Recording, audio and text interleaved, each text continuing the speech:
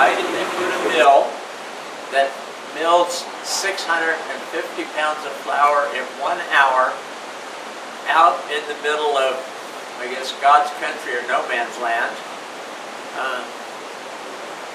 Why would they put this out here 130 years ago or so? Well, at one point, Yakult wasn't a small town, and Etna was a farming community and all that kind of stuff. So, Good guess. I like those answers. Huh? It was a railhead. Nope, wasn't a railhead. Yakult might have been a railhead briefly, but we weren't. We were a little off the beaten track. But as he said, Yakult wasn't always small. Why wasn't it always small? logging. Logging. See, that guy has all the answers. I'll let him do the tough. Okay. So, they were doing old forest growth logging in the mid-1800s, that vicinity. Therefore, they were cutting down trees without power saws. They were chopping them down and sawing them down by cross-cut saws. Second thing that happened is they used to use, well, if you haven't yet, there's a log across out back.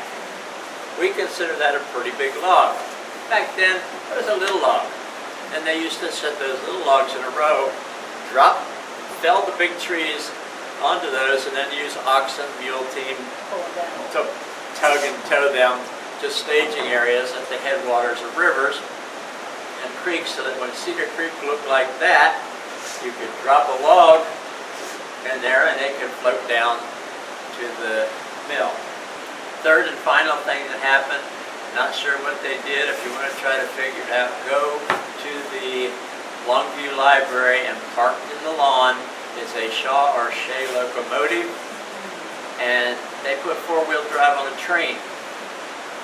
Before that, if you know anything about trains, they went along the rivers, they went along the creeks. I think the wind's picking up. I think it's getting cooler, so we're going to shut off the air conditioning, put on the heat.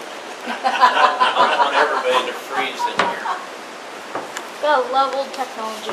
Yep.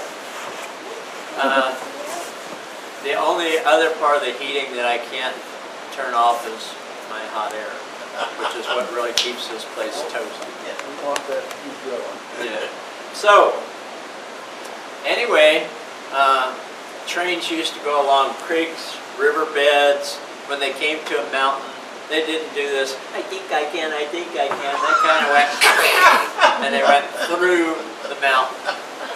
So they couldn't make grade because they were metal against metal, and so they couldn't carry weight, they couldn't make grade. Well, whatever they did to that Shaw locomotive, it gave it the ability to get about a 17% grade, which is what we got coming in and out of here. Stock dropped it all in there, and then all of a sudden they realized they had at least three rather significant problems. First of all, if there's no dam, then there's no dam water. I mean, no water from the dam, right? So if we have no water from the dam, how are we going to run this? Well, they talked to Fish and Wildlife, because Fish and Wildlife told them that we only get the small salmon up here. So why don't we build a little fish ladder next to the dam, and they can swim up, and everybody will be fat, dumb, and happy. Well, it just so happened that they showed us a picture of a couple of those Fish and Wildlife rangers holding on to a couple of those small 25 and 35 pound salmon. Wow.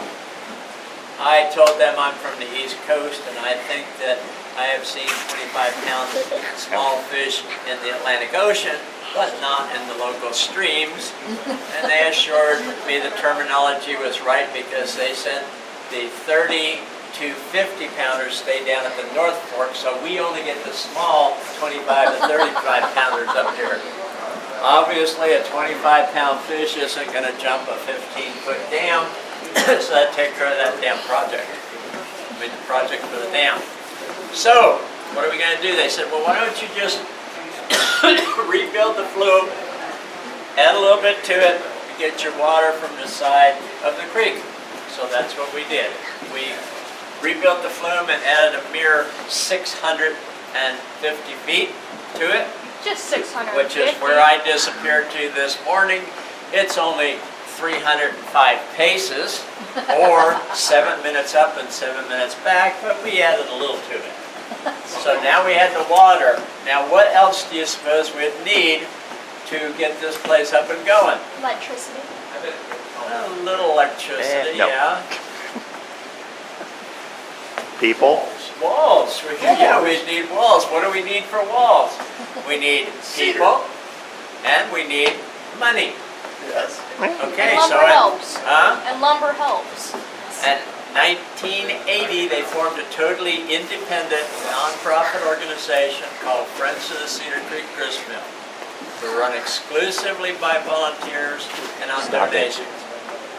Okay, in 1980, they set a goal in mind of opening November 11th, 1989.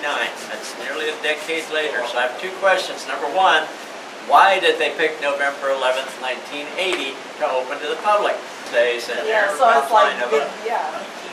Anybody here from the state of Washington? Yes. How many people here have taken away Washington history? I have. So why did they pick November 11th, 1980 to open to the public? I don't remember. 1989. Huh? Anniversary of the state. 100th birthday of the state of Washington. Which we did do. We opened and produced our first bag of flour to the public on the 100th birthday of the state of Oregon's Washington. Valentine's Day, I didn't know Washington.